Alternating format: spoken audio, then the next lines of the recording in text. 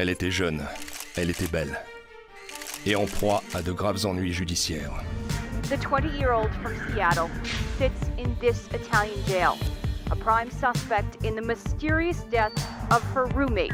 L'exemple type de l'américaine accro aux stéroïdes. Amanda Knox est-elle une traînée ou une sainte? J'avais une vie sexuelle bien remplie, mais aucune déviance. Est-elle coupable de faits? Ou seulement aux yeux de la presse? S'ils avaient raison, les journaux tenaient là une histoire très vendeuse. C'était salace, fascinant. Plus c'était croustillant, mieux c'était. C'est un spectacle médiatique qui a tenu en haleine les États-Unis, le Royaume-Uni et l'Italie, et qui a déclenché une polémique qui n'est pas prête de désenfler. Il y a quelque chose dans son regard qui fait qu'on ne sait pas à quoi s'en tenir avec elle. Je regrette tellement de ne pas leur avoir tenu tête. Le procès d'Amanda Knox.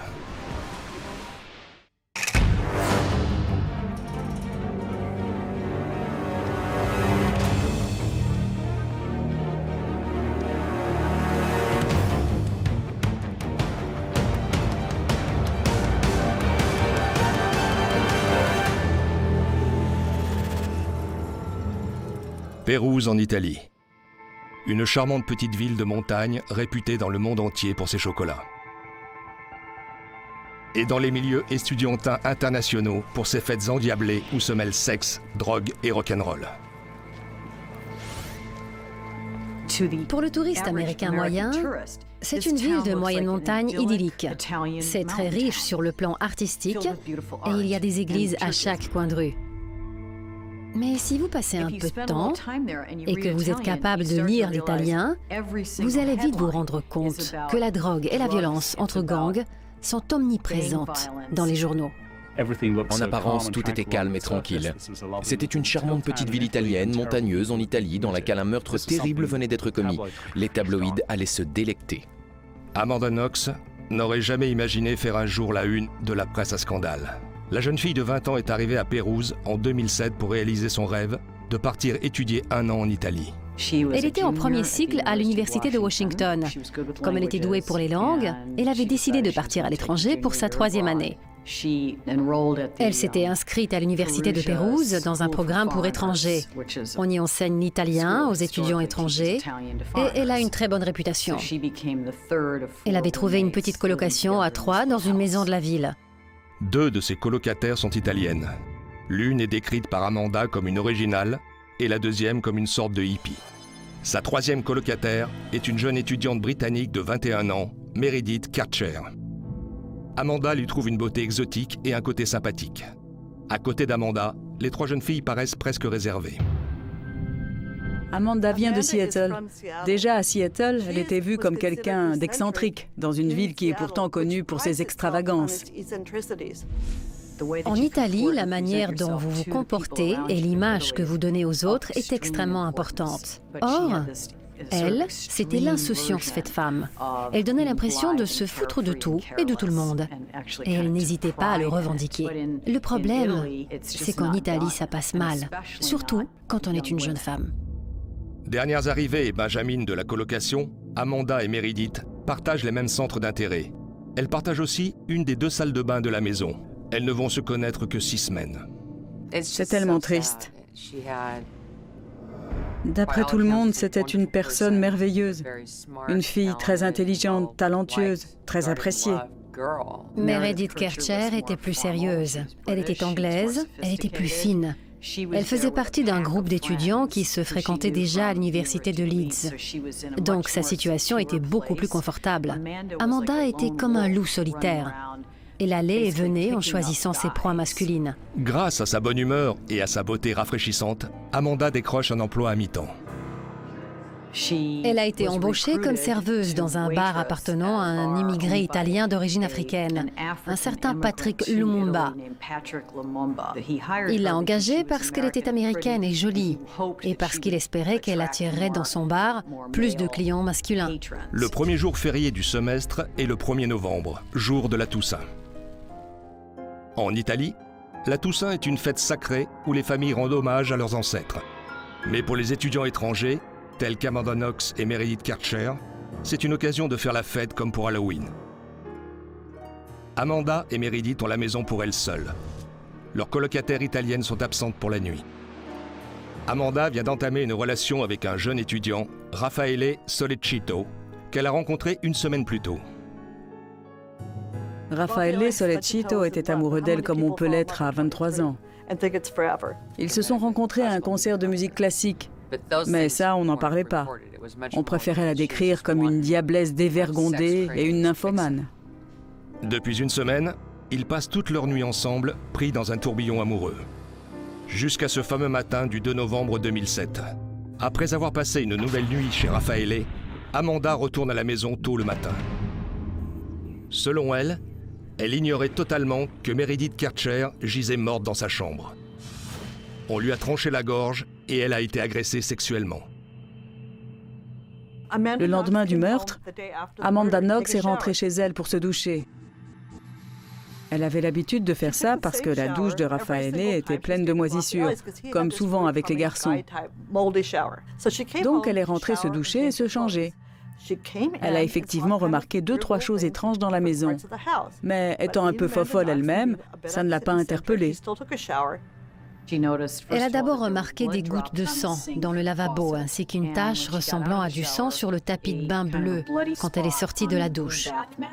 Elle a pensé que Meredith avait peut-être ses règles et qu'elle avait perdu un peu de sang. D'ailleurs, ça pouvait aussi venir de ses propres oreilles. Amanda Knox s'était fait faire 11 piercings cette semaine-là. Elle est allée dans l'autre salle de bain, pas celle qu'elle utilisait au quotidien, l'autre, pour prendre un sèche-cheveux. À ce stade, l'histoire d'Amanda prend un tour étrange. Là, elle a vu des excréments dans la cuvette. Elle a trouvé ça dégoûtant et surprenant parce que la maison était propre. Les 2 filles qui utilisaient cette salle de bain étaient particulièrement maniaques. Elle n'a donc pas compris qu'elle n'ait pas tiré la chasse. Ça l'a un peu agacée et elle a laissé les toilettes comme ça. Elle est retournée chez Raffaele prendre le petit déjeuner. C'est difficile à comprendre pour beaucoup de gens, mais elle était jeune et innocente, voire naïve. De son propre aveu, c'était stupide, mais la stupidité n'est pas un crime. Amanda essaie plusieurs fois de joindre Meredith au téléphone avant de rentrer chez elle en compagnie de Raffaele. Par une étrange coïncidence, la police arrive peu après eux. Elle enquête sur le vol de 2 téléphones mobiles enregistrés au nom des colocataires d'Amanda. En entrant à l'intérieur, ils constatent d'abord que la porte de Meredith est fermée à clé. Elle ne répond pas. Ils ouvrent la porte d'une des 2 autres colocataires et trouvent une pièce en grand désordre avec un carreau cassé à la fenêtre et du verre partout. Des vêtements sont éparpillés au sol, les tiroirs sont ouverts. À l'évidence, quelqu'un est entré dans la maison. Du coup, tout le monde commence à s'inquiéter que la porte de Meredith soit fermée à clé. Mais personne ne pouvait s'imaginer tomber sur un tel spectacle. C'est une véritable boucherie qu'ils découvrent. Elle gisait au sol, recouverte par un duvet. Son pied dépassait et il y avait du sang partout.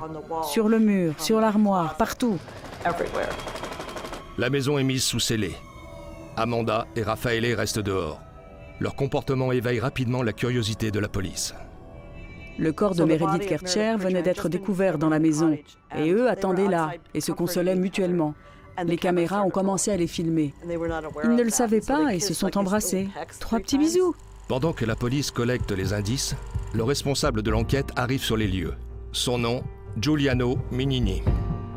Ce qui est difficilement compréhensible pour beaucoup, c'est que Giuliano Minini est à la fois enquêteur et procureur. Il contrôle ce que fait la police. Minini, catholique très pratiquant, est connu pour être un procureur très dur et très ferme. C'est un fervent catholique. Il est convaincu qu'il y a dans sa ville des gens qui pratiquent des sacrifices rituels et que le fait que cela se soit produit à la nuit de la Toussaint n'est pas une coïncidence, qu'il s'agit d'un rituel satanique. On disait, c'est tous les jours Halloween avec Minnie. Tous les jours, Satan est à l'œuvre, les sorcières. Il voyait toujours le côté satanique dans ce genre d'affaires et ça venait grandement polluer l'enquête. Giuliano Minini et la police ne croient pas à l'histoire d'Amanda, qui comporte trop de zones d'ombre à leurs yeux. Avait-elle l'opportunité de commettre ce meurtre? Oui, mais pour ce qui est du mobile... Giuliano Minini est le genre de personne capable d'arriver sur une scène de crime et d'imaginer immédiatement une orgie à 4 devant le cadavre d'une jolie Anglaise baignant dans son sang. Les premières questions qui s'imposent à l'esprit de Minini sont les suivantes. Meredith est-elle morte entre les mains d'Amanda Knox et de son petit ami? Et comment? Mais en réalité, à l'évidence, peu lui importe les réponses. L'idée que ce meurtre cachait quelque chose d'autre était omniprésente sans que les gens ne puissent dire quoi exactement. Amanda faisait un bouc émissaire parfait, en quelque sorte. Les enquêteurs décortiquent tout. Ils ont fait appel à des experts médico-légaux, à des criminologues. Pour la presse, tant aux États-Unis qu'en Italie, ce n'est pas l'affaire de l'année, c'est l'affaire du siècle. Dans l'affaire Amanda Knox, il y avait de quoi satisfaire tout le monde. Sexe, drogue, complot international et même satanisme pour le procureur. La presse italienne a dressé un portrait inventé de toutes pièces de cette jeune Américaine. Celui d'une jeune Américaine nymphomane, une enfant gâtée, élevée par des parents riches, avec un visage d'ange. Elle avait la faculté troublante de regarder droit dans la caméra, même si la photo était prise par un paparazzi. Il y avait une telle intensité dans son regard que ça donnait des images glaçantes. Je préférais 10 000 fois ne montrer aucune émotion que de passer pour une petite intrigante manipulatrice. Un carreau de fenêtre cassé, une porte d'entrée non verrouillée, une victime mutilée. L'étudiante britannique Meredith Karcher a été sauvagement tuée après avoir été agressée sexuellement dans sa propre chambre. La nouvelle du meurtre se répand dans Pérouse.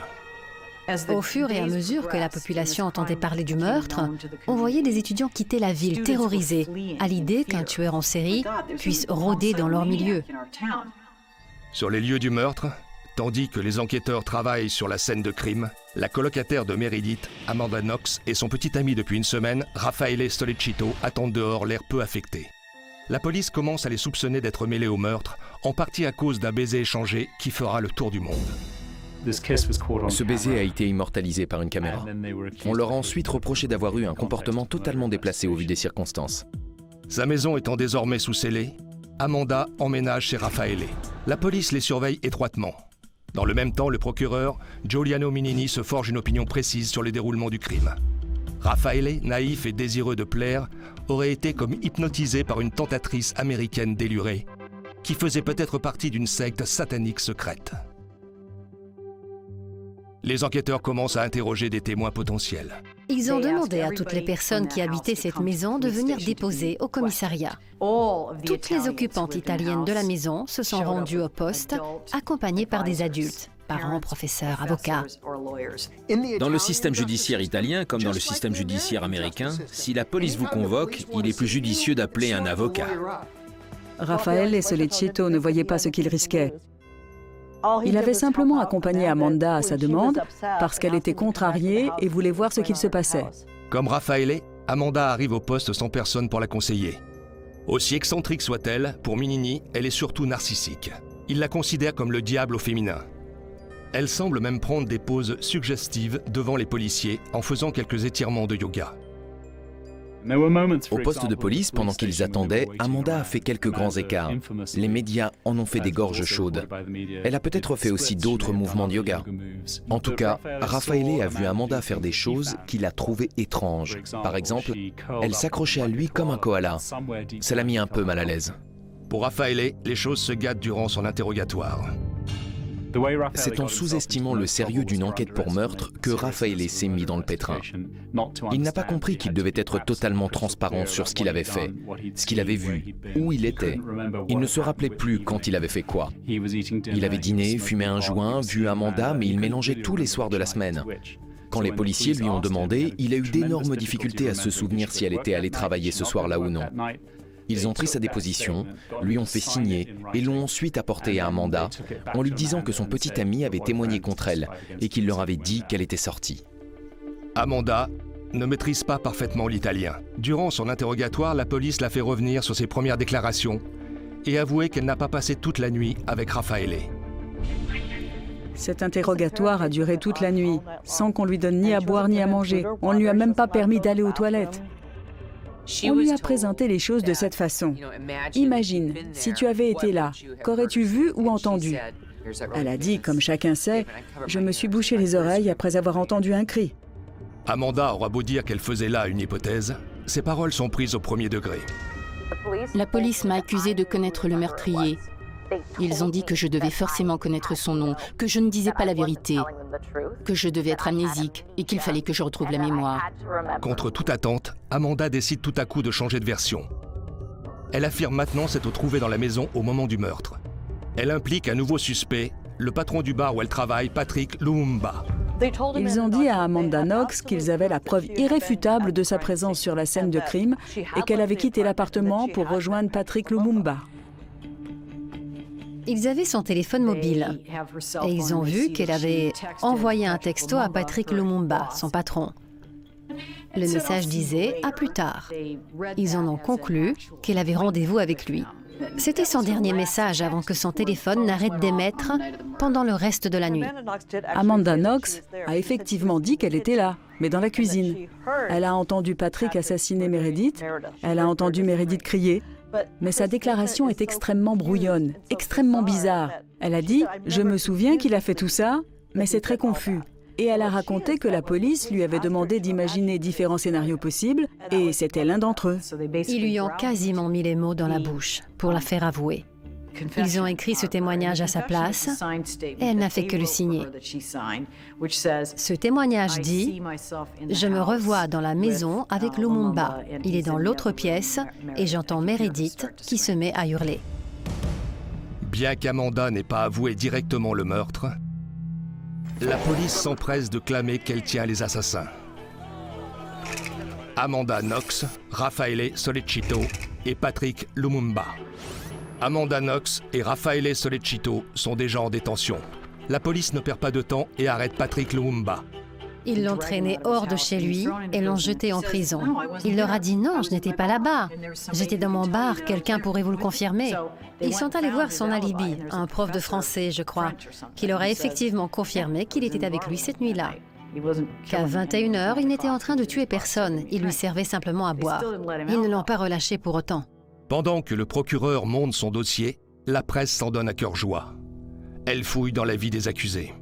Dès le départ, je dirais que les tabloïds britanniques ont été les pires. Ils imprimaient tout ce que le procureur racontait. Or, ils tenaient des propos terribles sur Amanda, uniquement à charge. Elle était dépeinte comme le mal incarné, comme un être abject, en qui la jeune et jolie colocataire avait toute confiance, et ils prétendaient qu'elle avait incité ces deux hommes à la tuer pour elle. J'avais une vie sexuelle bien remplie, mais aucune déviance. Mais comme j'étais plutôt active sur le plan sexuel, pour eux, ça revenait à dire que j'étais déviante. Maintenant qu'il a mis ses 3 meurtriers derrière les barreaux, Giuliano Minini va se servir de la presse pour marquer des points au procès. La presse italienne n'a aucune limite. Ce n'est pas un hasard si le mot paparazzi vient de là.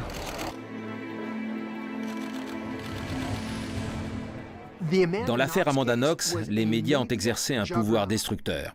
Une fois que le procès a démarré, ça n'a plus arrêté. On a tous entendu parler de cette affaire en allumant la télévision. Tout se mélange dans ma tête. Cet incident m'a beaucoup perturbé.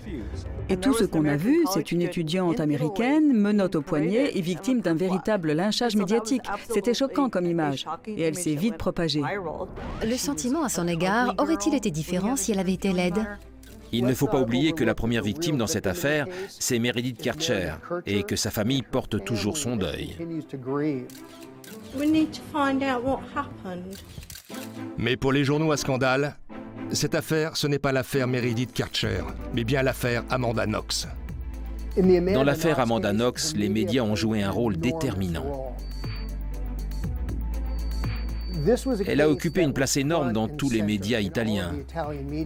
Elle était présentée comme une sorte de démon du sexe. C'était la petite américaine venue commettre un crime odieux sur leur sol national. Mais certains commencent à mettre en doute la version des faits présentée par le procureur. En Italie, vous ne pouvez pas aller au greffe du tribunal et demander l'intégralité des pièces de la procédure. Là-bas, les avocats concernés et éventuellement la police communiquent aux journalistes, qui sont dans leurs petits souliers, uniquement les éléments qu'ils veulent bien donner. Face aux ennuis judiciaires d'Amanda, sa mère arrive en Italie, bien décidée à changer l'image publique de sa fille. Elle est innocente, c'est très dur pour elle. Mais il n'y a aucune preuve qui relie Raffaele ou Amanda à ce crime. Elle m'a raconté ce qui s'était passé dans la salle d'interrogatoire. Elle m'a juré qu'il n'avait jamais avoué quoi que ce soit. Ils lui ont demandé d'imaginer ce qui avait pu se passer. Elle sait aujourd'hui que c'était une tactique de leur part. Ils faisaient une fixation sur l'idée que j'avais dû rencontrer Patrick. Alors j'ai dit « Patrick ». À partir de là, ils ont construit tout un scénario dans lequel j'aurais vu Patrick là-bas et que j'aurais entendu Meredith hurler. J'ai fini par signer pour que ça s'arrête. Je crois qu'ils lui ont dit « Vous connaissez un homme noir ici ?» et elle a répondu « Patrick ». Contrairement à ce qu'on répète partout, elle n'a pas dit « C'est lui, arrêtez-le », c'est lui le meurtrier. Quand les résultats de l'analyse des empreintes tombent, l'enquête rebondit. Il y avait bien un homme d'origine africaine sur les lieux du crime, mais ce n'était pas Patrick Lumumba. Quand vous êtes immigré, vous devez pointer au commissariat une fois par an, je crois.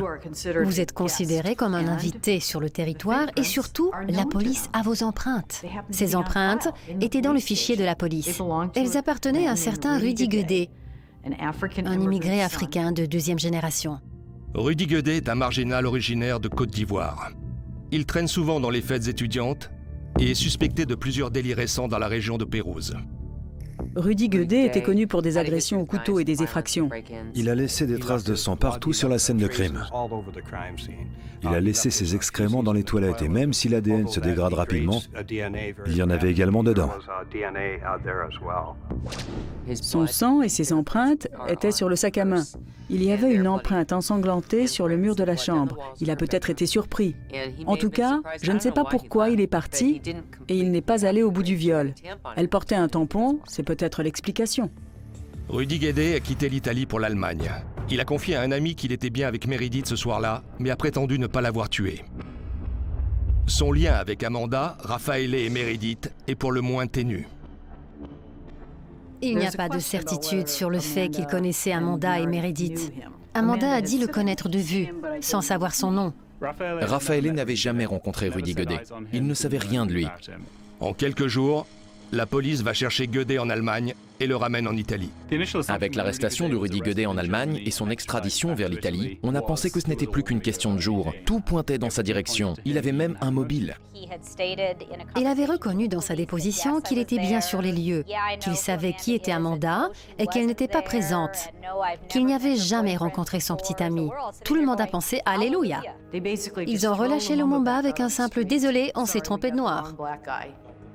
Patrick Lumumba est libéré de prison, mais les dégâts sont faits. Sa réputation est ruinée à cause des accusations d'Amanda. Si je pouvais, je retirerais tout ce que j'ai dit durant mon interrogatoire. Quand j'y repense, quand je repense aux conséquences, à tout ce qui s'est passé après ça, je regrette tellement, je regrette terriblement de ne pas leur avoir tenu tête. Malgré cela, le procureur Giuliano Minini ne change pas de position. Pour lui, Amanda leur a simplement désigné le mauvais homme. Il est toujours persuadé que le meurtre est le résultat d'une orgie sexuelle qui a mal tourné et qu'Amanda en est la protagoniste centrale. Les enquêteurs ont cherché à en savoir plus sur ses conquêtes et sur ses pratiques sexuelles, parce que c'était l'élément central de leur dossier. Ils lui ont fait prélever un échantillon de sang par le médecin de la prison. Ensuite, ils l'ont appelée pour lui annoncer « Désolé, vous êtes séropositive ». Elle a dû dresser une liste de tous les hommes avec lesquels elle avait eu des rapports sexuels. Ça faisait 7 noms. 2 semaines plus tard, ils lui ont dit « Oh, désolé, on s'est trompé, vous n'êtes pas séropositive ». Mais entre-temps, ils avaient communiqué la liste de ses partenaires sexuels à la presse. Oser se servir d'une fausse information de cette nature, qui relève de son intimité la plus profonde, et la faire fuiter dans les médias pour ajouter encore un peu au sensationnalisme de l'affaire, c'est vraiment inimaginable. Nous essayons de faire bonne figure et de nous dire que ça va aller. On lui dit ça tout le temps. Ça prend bien plus de temps qu'on pensait au départ. Mais elle finira par sortir de cet enfer. J'ai regardé tous les éléments du dossier, y compris le DVD de la scène de crime, ses prétendus aveux, ses relevés bancaires, ses factures téléphoniques. J'ai tout lu et j'en suis sorti convaincu qu'elle était innocente. Si les preuves accréditent la thèse de la seule culpabilité de Rudy Guedet, le procureur va-t-il s'obstiner à poursuivre Amanda Knox pour un meurtre qu'elle n'a pas commis ? Si l'affaire Amanda Knox avait été jugée en Amérique, ce procès aurait été celui de Rudy Guedet. Point final. L'ADN est une preuve redoutable, mais s'il n'est pas bien manipulé ou contaminé, vous pouvez jeter votre preuve à la poubelle. Elle ne vaut rien. Leur technique d'enquête était consternante. Une fois que la machine est lancée, c'est très difficile de l'arrêter. Je n'avais pas de lanière de cuir et de fouet. 14 mois se sont écoulés depuis le meurtre de Meredith Kercher. 14 mois qu'Amanda Knox et Raffaele Sollicito sont en prison dans l'attente de leur procès. Pour la jeune femme, les spécificités du système judiciaire italien lui compliquent sérieusement la tâche. Les jurys italiens fonctionnent différemment des nôtres. Le juge fait partie du jury. Il le guide même dans sa décision. En Italie, ils prennent leur temps. Un procès peut commencer, être ajourné pendant 2 semaines, reprendre pour une journée de témoignage, puis être ajourné de nouveau pendant encore plus longtemps, ce qui fait que le suspense reste entier pendant des mois. Avant de passer à Amanda et Raffaele, la cour italienne s'occupe d'abord du 3e suspect dans cette affaire, Rudy Guedet, qui a choisi de plaider coupable. Dans le cas de Rudy Guedet, ils avaient des preuves solides contre lui. Ils avaient son ADN non seulement sur le corps de la victime, mais aussi en elle. C'était donc gagné d'avance. Et pour ma part, si le dossier Rudy Guedet avait été porté devant la justice américaine, je soupçonne qu'il n'aurait même jamais été question d'Amanda ou de Raffaele. L'affaire aurait commencé et se serait arrêtée avec lui. Pour le procureur, ce procès rapide est également une aubaine. Le procureur était convaincu que Rudy Guedet n'était pas la seule personne impliquée. Il se disait que Rudy condamné, il serait plus enclin à coopérer et à témoigner, surtout si on lui offrait une réduction de peine en échange. Le procès de Rudy Guedet n'est donc qu'un simple avant-goût. Le clou du spectacle est bien entendu le procès d'Amanda Knox. Elle est arrivée devant la première dame française dans un classement des personnalités populaires dans la presse européenne. Vous imaginez ? Amanda Knox plus populaire que Carla Bruni. C'était injuste de voir étaler dans la presse les moindres réactions d'Amanda au cours du procès. C'est pourtant bien ce que certains ont fait. Quand je ne pleurais pas, c'était mal. Quand je souriais, c'était mal aussi. Quand je ne souriais pas, c'était toujours mal. J'étais paralysée par cette dissection en règle. Ce n'était pas très juste. Les défenseurs d'Amanda Knox estiment que son image a été constamment déformée. Même une chose aussi anodine que son pseudo sur les réseaux sociaux Foxy Knoxy est brandi comme une preuve de sa perversité. Ils n'ont pas arrêté d'en parler au procès. Pourquoi Foxy Knoxy ? Que signifie ce pseudo ? C'était le nom que ses coéquipières lui donnaient au foot à l'école élémentaire. C'était un surnom innocent, personne ne l'appelait plus comme ça à Seattle, personne ne l'appelait comme ça en Italie. Personne n'a dû l'appeler comme ça depuis ses 14 ans. Dans le même temps, les médias ignorent presque Raffaele Sollicito. Raffaele était quasiment invisible pour les médias. En tant que petit ami d'Amanda, on supposait qu'il était impliqué. Malgré les accusations du procureur, personne ne s'intéressait à lui. Le procès qui va s'éterniser permettra aux médias d'exploiter au maximum le côté émotionnel.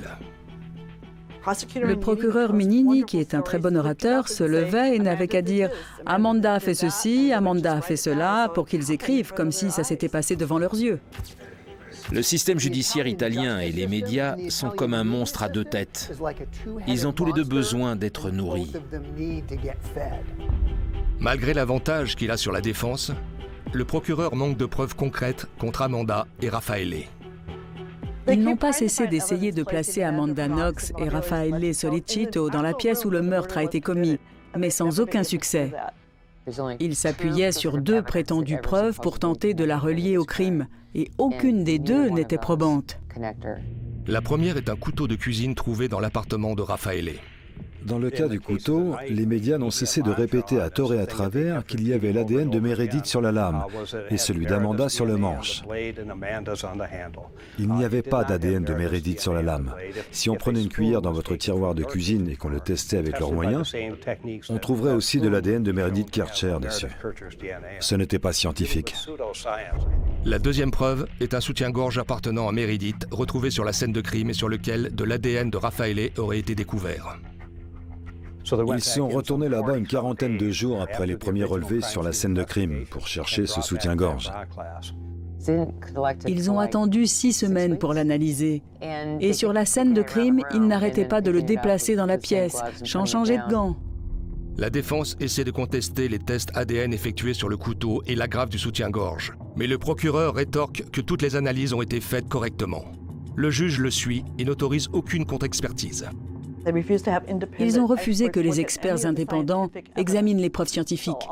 Il fallait se contenter de ce que la police voulait bien nous montrer. Pour finir, la thèse présentée par le procureur Mignini était qu'Amanda avait d'une façon ou d'une autre ordonné le meurtre depuis la chambre d'à côté. C'était la seule façon d'expliquer l'absence de traces de son ADN sur la scène de crime si vous considériez qu'elle était impliquée. C'était risible, mais voilà ce à quoi le procureur était réduit. Le procureur a bâti son dossier en se fondant uniquement sur le mauvais caractère présumé d'Amanda Knox sans véritable preuve. Amanda Knox va-t-elle écoper de la prison à vie uniquement parce qu'elle a l'air coupable ? Ils auront beau élaborer toutes les théories qu'ils veulent sur ma personnalité et mon comportement. Il n'y a rien qui me relie à ce meurtre. Je n'étais pas présente sur les lieux. Je n'y étais pas.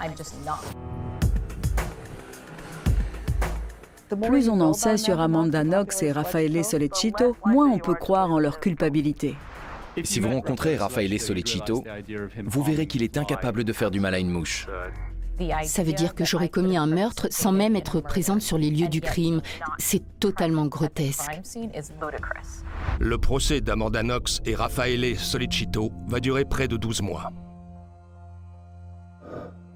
Le 4 décembre 2009, soit un peu plus de 2 ans après le meurtre de Meredith Kercher, le verdict tombe enfin. La nouvelle vient de tomber. En Italie, Amanda Knox a été déclarée coupable de meurtre. À l'annonce du verdict, plus tôt dans la soirée, l'Américaine de 22 ans aurait éclaté en sanglots. On pouvait entendre les mouches voler dans le tribunal quand le juge a annoncé d'une voix monocorde un verdict de culpabilité pour les 2 accusés. Amanda Knox écope de 26 années d'emprisonnement et son ex-amant 25 pour le meurtre de Meredith Kercher. Quand le verdict est tombé, ça a été la fête dans la rue. Les gens sautaient de joie de l'avoir condamnée. Moi, qui suis une Américaine du 21e siècle et qui était présente au tribunal à l'annonce de sa condamnation, à minuit, par une nuit brumeuse, avec dans la rue une foule d'habitants de la ville réunis qui scandaient « Assassina Americana ». Je crois que je ne verrai jamais plus dans ma vie quelque chose qui se rapproche autant d'un sacrifice rituel païen. Pour le procureur et la famille de Meredith Kercher, justice a été faite. La famille Kercher était convaincue qu'elle avait tué leur fille. Elle était à 100% derrière le procureur italien. Mais d'autres sont indignés par la manipulation des preuves ayant conduit à un tel verdict. Dans n'importe quel tribunal digne de ce nom, que ce soit aux États-Unis, au Royaume-Uni, en France, dans n'importe lequel de ces pays, les analyses ADN présentées auraient été déclarées irrecevables. Il n'y a pas un cheveu d'Amanda Knox dans la pièce. Il n'y a pas une fibre provenant d'Amanda Knox. Aucune trace de sang d'Amanda Knox. Pas d'empreinte, il n'y a rien. Personne ne doute en revanche de la culpabilité de Rudy Guedet. Pourtant, 2 semaines et demie après la fin du procès d'Amanda, de 30 ans de prison, sa peine est réduite à 16. Une coïncidence troublante aux yeux de certains. Les preuves ADN et d'autres preuves scientifiques ne manquaient pas contre Rudy Guedet. Les avocats d'Amanda font appel de sa condamnation et se concentrent sur un objectif, invalider les preuves ADN. Quand le procès en appel s'est ouvert, la tâche paraissait insurmontable. Mais dès le départ, on a senti une tonalité différente. Il était clair que la décision du juge d'autoriser ou non une contre-expertise indépendante des preuves serait cruciale. Le 24 novembre 2010, 11 mois après le verdict de culpabilité, un nouveau procès débute. La défense présente des preuves irréfutables de la culpabilité de Rudy Guedet dans ce crime, basé sur des faits avérés ainsi que son mobile. Rudy Guedet est entré dans la maison par effraction. Il est allé aux toilettes et a laissé son ADN dedans. Il est possible que Meredith soit rentrée chez elle et l'ait surpris. Ou alors il l'attendait. C'est dur à dire, mais c'est le scénario classique d'un tueur solitaire qui tente de violer une jeune fille, puis de la voler. Si les traces ADN accablent Rudy Guedet, la défense d'Amanda s'attache à convaincre le jury que l'ADN de Meredith prétendument retrouvé sur le couteau ne signifie pas que Raffaele ou Amanda soient coupables. Ils ont fait venir des experts indépendants, consternés par la manière dont l'ADN avait été recueilli et analysé. Ces experts ont dit qu'il y avait eu contamination des preuves. Elles étaient irrecevables car altérées. Ce qui était censé être de l'ADN de Meredith n'était pas de l'ADN. Il n'y avait rien, ce n'était absolument pas son ADN. Pour essayer de réfuter leurs arguments, le procureur a suggéré qu'Amanda avait pu revenir sur les lieux et nettoyer les traces d'ADN. C'est une idée absurde, totalement démente. Ils devaient avoir une vision spéciale qui leur permettait d'identifier l'ADN. J'imagine très bien Amanda et Raffaele entrer, travailler toute la nuit et nettoyer uniquement leur propre ADN en laissant sur place celui de Rudy. Amanda et Raffaele tentent de rester optimistes pour ce deuxième procès. Mais ils ont toujours l'opinion publique contre eux. Et ils ont déjà passé plusieurs années en prison. Il y a des moments où j'ai cru devenir folle en prison. Je me parlais à moi-même, à l'enfant que j'avais été. Quand j'étais seule dans ma cellule, je repensais à mon passé, à tous mes regrets. Dans l'esprit du public, cette affaire, c'est l'affaire Amanda Knox. En réalité, il s'agit du meurtre de Meredith Kercher. Et malheureusement, je crois qu'à cause de sa couverture médiatique, on a tendance à l'oublier. Des millions d'Italiens sont convaincus que cette jeune femme est une meurtrière. Des millions. Je ne crois pas qu'Amanda se soit rendue coupable de meurtre. En revanche, elle s'est rendue coupable de stupidité. Le deuxième procès d'Amanda Knox et Raffaele Solicito va durer 11 mois au total. Même prononcé en italien, le verdict est clair. Amanda Knox est libre. Knox Amanda is free and Solicito Raffaele as well. Please. Silence, please.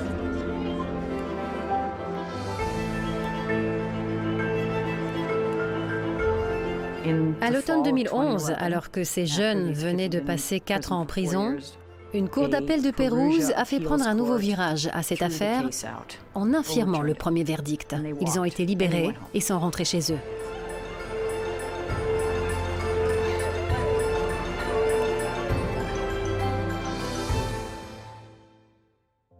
Si du côté d'Amanda Knox, de Raffaele Solicito et de leur famille, l'heure est à la fête, le meurtre de Meredith Kercher n'en demeure pas moins une tragédie. La famille Kercher a payé le prix fort. J'aurais souhaité qu'ils ne croient pas du tout ce que le procureur disait. Parce que le procureur en question a fait une fixation sur une personne. Ils auraient pu commencer à faire leur deuil bien avant si le procureur avait suivi la voie de la raison. Je ne crois pas que le procureur ait jamais reconnu que les preuves à sa disposition permettaient d'établir objectivement qui avait participé au meurtre et qui n'y avait pas participé.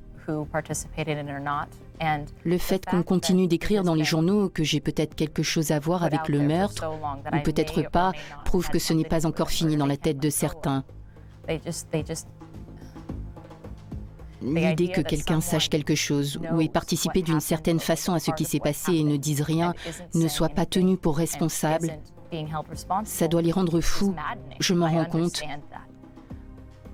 Mais ce n'est pas.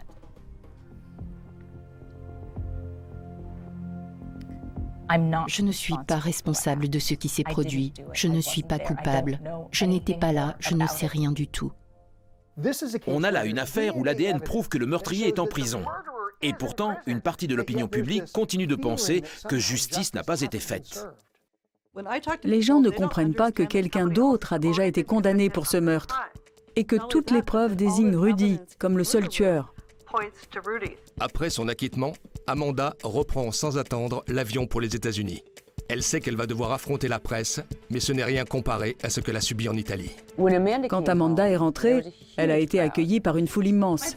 Ma famille est tout ce qui compte pour moi pour l'instant. Je veux seulement rentrer chez moi pour être avec elle. Merci d'avoir été là pour moi. Toutes les chaînes de télé, de radio, la presse écrite, le Seattle Times, ils ont tous signé une lettre commune disant, et je crois qu'il n'y avait pas de précédent, « Nous nous engageons à respecter la vie privée d'Amanda Knox ». Raffaele Sollecito, quant à lui, essaie aussi de passer à autre chose. Je crois que Raffaele ressent une grande amertume face au système judiciaire encore aujourd'hui, à cause du temps que tout ça a pris. Sa grande vertu, c'est qu'il croit en l'innocence d'Amanda et qu'il ne s'est jamais retourné contre elle. Il n'a jamais témoigné contre elle, quoi qu'il lui en ait coûté. Après la libération d'Amanda Knox et Raffaele Sollecito, Raffaele est venu aux États-Unis et il a passé quelques jours avec elle. Leur relation amoureuse appartenait au passé. Ils étaient liés par cette expérience bizarre qu'ils ont traversée tous les deux. Mais ils ne sont plus ensemble. Quelques 5 mois après son retour, Amanda Knox aurait signé un contrat d'édition de 4 millions de dollars pour écrire ses mémoires. Mais son cauchemar n'est pas encore fini. Le 26 mars 2013, 2 mois avant la publication des mémoires d'Amanda, Raffaele et elle reçoivent une nouvelle alarmante. Crime and Punishment tonight. Will Amanda Knox face retrial for murder in Italy? La Cour suprême italienne envisage un 3e procès. Contrairement à ce qui existe dans le système judiciaire américain, en Italie, le procureur peut faire appel d'un acquittement. Et Giuliano Minini n'est apparemment pas bon perdant, surtout quand cela concerne l'affaire de sa carrière. On appelle ça le Minini Express. C'est comme une tornade qui fond sur vous et dont vous n'arrivez pas à sortir. La morale de cette histoire, c'est qu'elle aurait dû demander un avocat ou même monter dans un avion. Elle est restée en Italie volontairement. Si elle avait pris le premier avion, rien de tout cela ne serait arrivé. Qu'Amanda décide de revenir en Italie ou non pour faire face à ses accusateurs, le système judiciaire italien pourrait faire encore traîner les choses pendant des décennies. Et Amanda pourrait ne jamais être définitivement libre. J'ai peur de retourner là-bas. Je ne veux pas retourner en prison. Je ne sais pas combien de temps encore je vais devoir le répéter. Je suis innocente.